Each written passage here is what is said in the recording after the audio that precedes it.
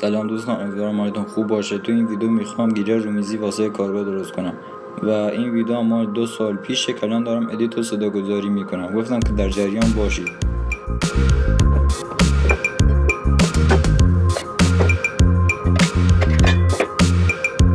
شما به نودانی 8 نیاز دارید به طول 32 سانت.